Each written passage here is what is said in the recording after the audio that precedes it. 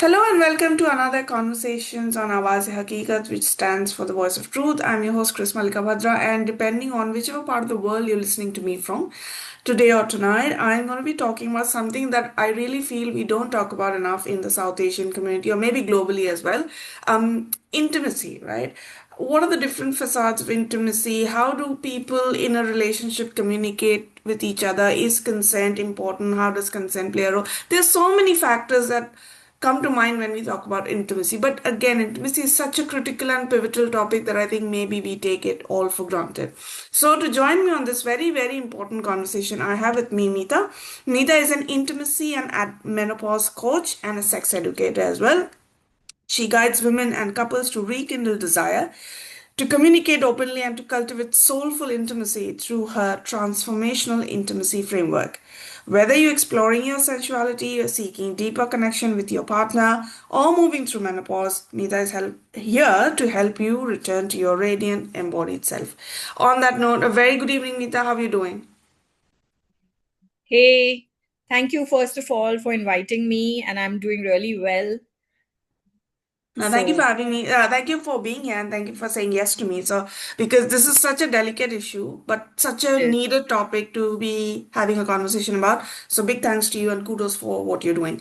Meena, my first question to you will be, when we think or talk about emotional intimacy, right, in modern day relationships, what are some of the common barriers that often come across or come in the way of talking about intimacy or discussing about emotional intimacy, and how can we overcome these barriers? Right. So, I think the first biggest barrier that we all face today is technology. Mm-hmm. Our phones have become the third person in the relationship, literally, Yeah. and constant notifications are there. You're doing Instagrams, scrolling, and all of that takes a lot of our time, right? Right. Emotional intimacy, what it needs is basically attunement. It needs Mm-hmm. more connection where Mm. you can speak to each other. Mm. So, what helps in this case is that you allocate some device free time with each other, maybe Right. even 20 minutes a day, or practice eye contact during conversations. Have maybe a daily ritual or a check-in with each other, and so those are the things that can be helpful. Mm. The other problem that kind of comes up is, the work-life imbalance. Mm. Um, Exhaustion is very common today because both partners could be working, Right. and so they kind of tend to fall out of love when, they just are burnt out. Right. Um, Mm. so because they are spending so much time with work, with responsibilities, and everything happening around them, that they really do not get the time to Mm-hmm. be with each other. Mm. These are two major things. One more thing which I'd like to point out is definitely because of the busyness, there is a lack of conversation. Yes. Mm. And when there is a lack of conversation, then the emotional intimacy completely goes for a toss. Mm. Because, they tend to avoid conversations. They tend to think that, okay, we'll do this tomorrow, ya kal kar lenge, or, whatever it is. And then those conversations actually never happen because they're so busy. And Right. then one conflict leads to another conflict, and as the conflicts keep piling up, the emotional intimacy completely goes out the window. Yeah. Yeah. That is one major aspect which I think is very, very common today, and one of the main reasons for losing that emotional connection. Just one more question while I was hearing you speak, Meeta, is you are an expert in this field, right? But for us as laymen, right? What does emotional intimacy mean in its sense? How does it look like? Like how, if I have to describe it to my partner, who example has no sense, in Hmm. simple words, how do I describe emotional intimacy? Okay, so to keep it simple, it's basically the emotional connection Mm. that you share with your partner. Mm. And that emotional connection has to basically give you safety, Mm. trust, and vulnerability. So Right. that's the simplest definition in which I can, put it across, that Mm, emotional intimacy is where you feel safe with someone, mm. you can trust that person, and you can be vulnerable to whatever extent, because there is no agenda or there is no hidden uh, Judgment as well. judgment behind Mm, it. That mm. is when you say that two people are emotionally intimate with each other and connected with each other. Lovely, Meeta. Thank. Because I think so many people get confused. To them, physical intimacy is everything, but I used to think that it's not everything. You need to be connected emotionally as well. The other Yeah. thing, when we were talking about barriers, Meeta, I live in a Western country. Here, the policy is that often when your kids are school going, you leave the kids with their grandparents for a weekend. You take your Mm, partner out for a date, or just the two of you go out for a short trip. mm. Do you see that happening often in the South Asian communities or the people you talk to? Or can the kids become a barrier? Is my question. So, kids, see, when the kids are young, Hmm. then they tend to become a barrier. But if the couple is conscious Hmm. and learns to balance the responsibilities and the time that they spend with the kid, Hmm. then the emotional intimacy becomes stronger, in fact, with a kid. Right. Because in the early years, like say your baby is just born, then your Yes. wife also needs a lot of physical care. So if the Yeah. husband does that, Hmm. then when the baby is, awake at night, you both Yeah. take turns in feeding the Hmm. baby. Hmm. So as you share the responsibilities, you understand, what each person is going through, Right. and that in fact further cements the emotional intimacy, because Hmm. then you will stay more connected. You will also speak to each other more, that this is what I'll do, this is okay. You spend the whole day, say the man is working, he's gone Hmm. out office, the woman has taken a leave from her work and she's at home tending to the baby. So the minute he comes back, he says, okay, now I'll take over, for the next 1 hour or 2 hours, I'll Yeah. look after the baby, I'll do this. Or let's put the baby to sleep, then let's have dinner together and chat up, and then cuddle with each other. So even when kids are there, Hmm. if you practice this intimacy even in front of them, Hmm. they also Yeah. grow as better individuals, where they feel that our parents are loving Yes. partner, Hmm. and they see that, and it really affects them, and later on their beliefs and their values, all of that. Yeah. So having kids actually doesn't hamper it. It just Hmm. depends on how you prioritize it and how much you work in sync with each other to Right. really build your relationship further, because I think a child makes it stronger in a lot of ways. And then there are of course couples who kind of completely stem away from each other during Hmm. a childbirth, that now Yeah. a child has come and only the mother is looking after the child, and so the father is Yes. like completely disconnected. He comes home, she's tired, she wants to sleep, and then that disconnection keeps going Hmm. further. So that also happens, but then it again depends on the relationship between It two depends, people. yeah. Because I've also heard that if it's already broken, bringing a child in a broken relation is the worst mistake you can do because it's not going to fix anything. It's going to just No, hamper it even further. yes, it So won't. now, thanks for clarifying out, Meeta, because I think these are very, very important words that you're saying right now. People need to hear that. Moving on from there, Meeta, you've been stressing on a lot of importance communication, and I also feel that communication is the key. But in a community, right, in the South Asian community, where making love or having sex is in itself is such a taboo issue, or we always hush about it, right? In that scenario, let's say two people have, in very South Asian terms, they've had an arranged marriage, right? Very hesitant. Nobody has talked about sex before. Nobody has told them what to do. In that situation, how can two people openly communicate about their desires, needs, and wants with each other? Right. So, say for example, two people come together and it's an arranged marriage, right? Hmm. Let's take that example. And even if it is a love marriage, Yeah.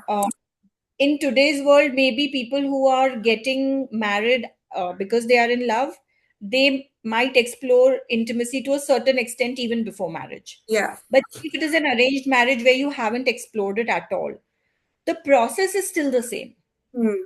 right? Because so the first time you get intimate, there will be, a lot of questions running Yeah. around, and their minds. Will Mm. I be able to perform? Will it be okay? How will it go? Should I do this? Should I not Mm. do that? Will she like it? Will he want it? Yeah. Will he ask me to do something which I don't want to do? So all of that happens, right? And then Mm. as you keep getting closer to each other, slowly, steadily, as you're building the relationship, at some point, then a kind of a comfort sets in, right? There Mm-hmm. is a particular way you tend to get intimate or make love. Yeah. That is the point where you guys, where the couples basically should sit down and have a conversation, you Mm. know, or even stop the other partner if something uncomfortable is happening.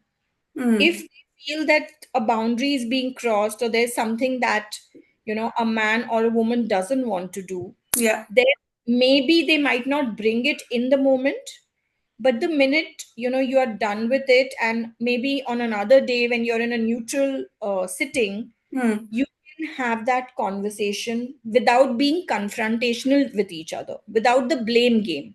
Right. Yeah.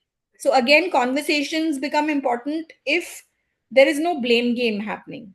The Mm. minute you start saying, I did this because of that, you always do this, you never understand, then these words, they create more conflict because the person is then immediately on the defensive, Yeah. rather Yeah. than working as a team, you start Mm. working against each other. Yeah. So Very true. what you need to do is understand that we both are a team. We both want to enjoy sex and Mm. intimacy, and how can we make it better? Okay, so you did this last time, and maybe if you would have done it like that, I would have enjoyed it more. Or Mm. is there, I have some fantasies, and this is what it is, and will you be open to exploring it? Mm. Right? True. Yeah. To each other more like friends, Mm. not like spouses where one is ruling, the other is, following orders or dictating or whatever. So Yeah. the minute you do that, then the conversation becomes open. And Right. that's when Yes. you can discuss anything, because this Mm. is between just the two of you. You don't Mm. take it anywhere outside. So when Mm. we say it's a taboo, it is something which is not spoken about, a husband and wife can always speak about the subject, but they Mm. don't do Yeah. if family around you and all of that, but still in your bedroom you're alone. Make Mm. time for dinner dates, or when you're Mm. new in your relationship, you tend to go out more often, you're meeting people, you're going out for some family dinners. Yeah. On the way in the car, or make it a point that when you're going for those family dinners, also schedule your own personal dinners also in between. Mm. Mm. Discuss how the relationship is progressing, is everything okay, and both the partners should ask each other Yeah. that. It's Definitely. not just Definitely. for one partner, it's not just for the female or for the male. Mm. Mm. For sure.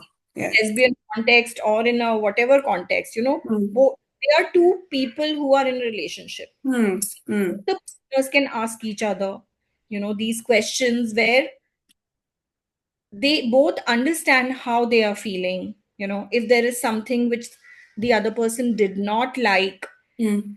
if you put a stop to it right in the beginning, it's better. While Yeah. if you do it 10 times quietly, then the person is not going to understand, whether you're Mm. doing it out of pressure or you are doing it willingly. Mm. Mm. So make True. it a point that you speak to each other about this and have these open conversations where you sit down together like friends or as one team and say that, okay, this is what went wrong. Maybe, we could do this, but Mm. without blaming, say, I like this, I want this, rather than, saying that you do this or you never understand. So change your way of speaking, the Yeah. words that you use, and then the conversation becomes open, and then you can speak about anything, your fantasies, Mm. BDSM, whatever you want, because today's world is like really going all out there. We all have the influences, we are watching all these films and 50 shades of gray, and some people have the porn connection also, but don't do what happens in porn, because that's like completely fake. But Yeah. have conversation, and that's how you'll be able to know more, discuss more, and even understand more. And Absolutely. if you both are new to intimacy, then you yourself are, trying to understand what your body likes, Hmm. aware of that, and then keep encouraging your partner to do things which you are enjoying in your body. Yeah, of If you tell your partner doesn't have a GPS in his mind to understand that, course. Yeah. she likes, or this is the way it should Hmm. be. But on that note, I've got two questions for you, Meeta. You've talked about boundaries, right? Hmm. Consent, as we have seen, is a very sensitive issue. It's a very gray area, right? How Hmm. do you determine consent between two partners? And the second question that I have for you is when woman openly wants to talk about desires, what she wants, is it openly acceptable to the other partner that my partner is such vocal about her needs? So Right. two questions for you. Consent and a woman's desires being openly able to own it. Right. Okay, so to answer your first question, consent is something which is not ongoing. Mm-hmm. It needs to be taken every now and then, especially Mm. if you're doing something new, if Mm. you want to explore something new. Even when a man or a woman, it applies to both of them, they come back from work and they want to have sex with their partner, and if their partner is saying no for whatever reason, maybe Mm. they are tired, maybe they are physically not well, maybe they are not in the mood, maybe something else has happened at home, whatever the reason, every partner has a right to say no. Mm. So consent is something which is required and which you should consider taking from time to time. So, Okay. in a comfortable marriage where both partners understand each other, they have conversations, they have a very open and friendly relationship. It's not that every time go to the bedroom, you're going to ask, okay, is it okay? Can I have Mhm. sex? No, it won't be like that. When your partner is open to it, but if your partner is kind of saying no, turning over and going to sleep, maybe they've had a tiring day or whatever, Mm. then you need to understand that. So that is what consent is, right? Ki the Yeah. partner is in some way communicating to you that I don't want to do it tonight. Mm. So you should be okay with it. Okay. That is what consent is all about, especially in a marriage, Mm. you know, Or in a where partnership as well. Yeah. partnership as well. Yeah, Mm. yeah. So consent is not that you're going to ask every time, but you should not assume that it is always available. You Yeah. should respect your partner to know that, okay, if at all he or she is giving signs, today I'm not in the mood, I've had a very long day, maybe some stresses, maybe he's got an assignment to fulfill Mhm. for the next day, he's sitting and working, then you need to respect that. So that's the Absolutely. your first question. Yeah. Okay. And the second one was, A woman being open about her desires.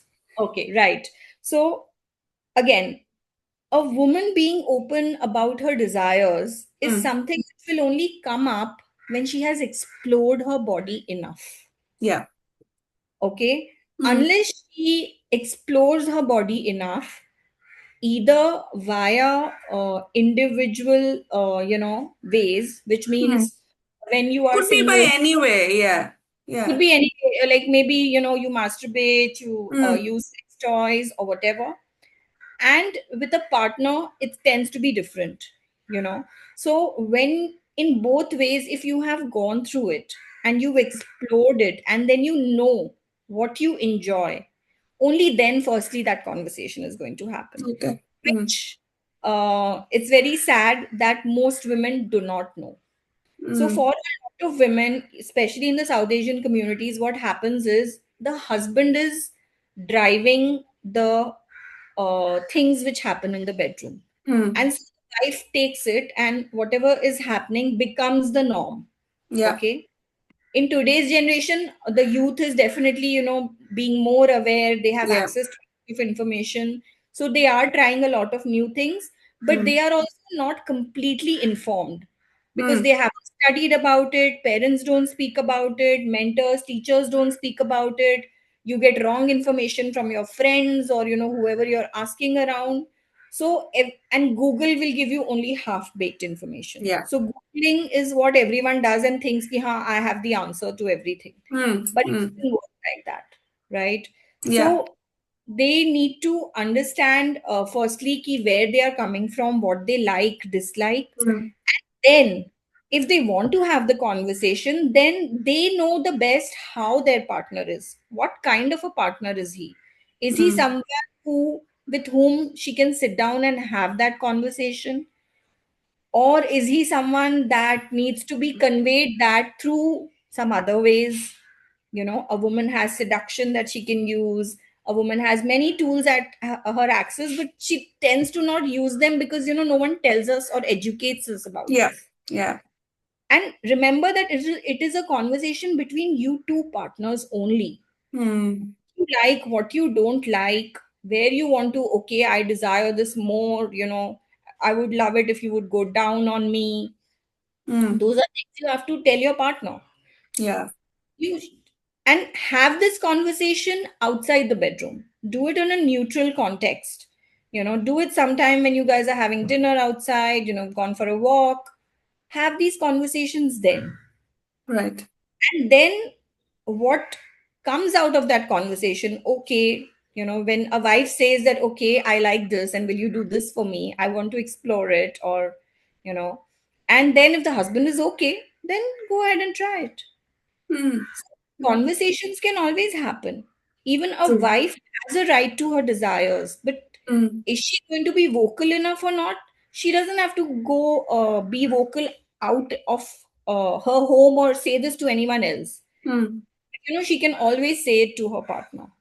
But true. again, the way you communicate is important. Of So course. no blaming, you never try this, you only see yourself, you only make sure that you come. Mm, Not that way, because then mm, you're just playing the blame game. Then the person is going to just defend himself. yeah. Why, True. saying things like, you know, the last couple of times I felt a little, lost, or I Mm, was not satisfied, or, I did not get enough pleasure.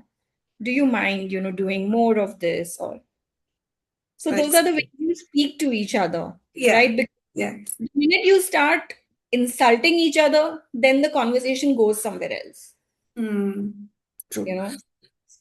Meeta, this was all when things will go hunky dory. Like I communicate with the partner, he understands, or they understand, whosoever, and then Hmm. things go back to normal. But let's assume the worst case scenario. We have communicated, things are not going where things are going down south, right? Yeah. When is it appropriate timing to seek external help, such as therapy or counseling? When do you see that, okay, this is not going to solve through communication only, we need help? What is that threshold level? Okay, so the first point that you can notice is that when the same fights keep happening, Mm, it's the same argument, the same discussion comes up and you reach nowhere every time. okay. Okay. That Mm, is one instance where you need a third party intervention who will, speak to both of them and understand what it's all mm, about and mm, try to find a solution. mm, So, second situation could be when one of the partners has completely, shut down, okay. you know, like they've stopped communicating, stopped saying anything, Mm, and maybe they are carrying some trauma or something which the other partner is not aware of. And somehow, even when that partner is trying, one partner is trying, the other partner is kind of not responding at all. mm, true. So that becomes a situation where maybe he or she is not comfortable sharing what is going on in her mind with you. Mm, And a third person, intervening and maybe speaking could help. So mm, that's another situation which could happen. And one more situation is, when either there is some problem in sex or intimacy. okay. Yeah. If one partner is going through any kind of pain, Mm, if the man is going through early ejaculations, not being able to perform some mm, kind of any of these issues, if they are coming up, where the woman is feeling unsatisfied, the man is not understanding or not being able to perform, yeah. uh, then again. You need uh, help. then you need help. That, you need to reach out and take the help of that person. It could Mm, be physical, it could be psychological, but mm, you know, so you need to take help at that time. true. One more thing around the society we grow up in, Meena. The society is very skewed, right? We are Hmm. often told that as girls you should be submissive. You do not, the same as coming back to being vocal about your needs. But we Hmm. also keep saying it is a pressure for men also, I believe, because they're often told you are the man of the house. You have to drive it, right? How Hmm. do we raise more awareness in the society around this gender-based stereotypes to kind of Hmm. ease the stigma on both men, women, the LGBTQI community, and just kind of ease the conversation? How do we raise more awareness? Okay, so there are a few ways that this can be done. Okay. Mm, One is speaking more about mm, sex. yeah. Okay. And educating people that it's not a dirty thing. Mm, Just like, you tend to do different things every day, just like you eat, sleep. Sex is also a physical need, and for mm, both partners, not just the male or the female, both equally need it. yeah. And uh, if these conversations can be kind of encouraged, where Mm, more people can come out, ask questions, and then they are not judged. mm, I think that is one way, but society is very far from it. And I guess, people like me who are educating, who are mm, speaking about this, are sharing a lot of information, which no one is going to talk about. So yeah. maybe True. more professionals like me should come Mm, out and speak more about the subject and educate people in, yes. all different parts of the world, so that these conversations keep coming out. That is Absolutely. one of the things. The second thing is that sex is not dirty. I mean, Mm, the fact you go and have it, you have children out of it, right? So this thought needs to change, that sex is dirty, and you need to normalize it in your homes in front of the children. right. You can hold hands, you can cuddle, in front of the child. You can even Mm, have a little kiss, not like a, okay, don't do a passionate smooch in front of the mm, kid, but, you know, at least normalize touching each other. mm. If we normalize all of that now, then the child will also grow up not, Being more aware. yeah, being more aware, being more in sync with, okay, this is how it happens, Mm, rather than, then, okay, my parents have never done it, I don't even, they've never even, they've never even held hands, so mm, oh God, I don't know what is the first step that I should take. So if we normalize all these things, not only about intimacy, but even things like we don't speak about, periods, and we don't yeah. speak about these things. So even these should be normalized. Like a mom should tell her child from the age of 3, 4, 5, that okay, mom is not well today and she's, resting, Mm, mm, these kind of things. And same with intimacy, to whatever extent is manageable. I think that is another thing. And one more thing is, parents should speak to their children about it, yeah. Yeah. because Absolutely. they are the first school. They Mm, are the first school. And if parents speak more about it, then the children will get the right guidance. mm, And if parents don't know how to do that, it's okay to take the help, get a third person involved. Today, there are many counselors, coaches who are only specifically speaking to parents and children, and, mm, bridging that gap between the two of them, where a teenager doesn't want to speak to their parents about this, and parents don't know how to talk about this to the teenagers. So the teenagers are going all wrong with the mm. information Yes. overload that's happening in today's Mm, world. So this is absolutely. another way that we can create more responsible adults, and um, make a better world. Absolutely. Absolutely. Thank you, Meeta. But two last questions before I let you go for the evening. Yeah. The one is, on a difficult day, Meeta, how do you take care of your mental health? On a difficult day, so there are three things that I do on a difficult day. One is I kind of sit down and take a few deep breaths. So either I will sit down and meditate for some time. Mm. That works very well for me, and Yeah. I think it works for a lot of people, because when you're feeling overwhelmed with something, either it's anxiety or it is something that's bothering you, nagging at you, or you're feeling angry about Mm. something, any of these emotions, you can control it by sitting down and taking a few deep breaths, and kind of Yeah. uh, practicing mindfulness. So Yes. that is the first thing that I tend to do. Second is I journal my thoughts, that what is happening, why is it happening, is there something that I can take from it, is there something that I should let go, you know how can I handle the situation better. Mm. So I kind of tend to journal and put it down, because the minute it's down on paper, and I need to write it down. I Yeah. cannot type on a computer. They are two different things. So when I write it down in my diary, and then it kind of flows out. So the anxiety or the tension kind of goes away. Mm. And the third thing I would do is maybe speak to a friend or someone, if at all, I'm feeling too anxious, or, it's like it's completely chewing me up, and, I'm not able to like find any Yeah. kind of clarity. Then maybe I would call a friend or someone with whom I can discuss it more and understand, because I'm not able to kind of arrive at a Mm. solution maybe. And so get a third person perspective, or in another case, like take coaching from someone. Lovely.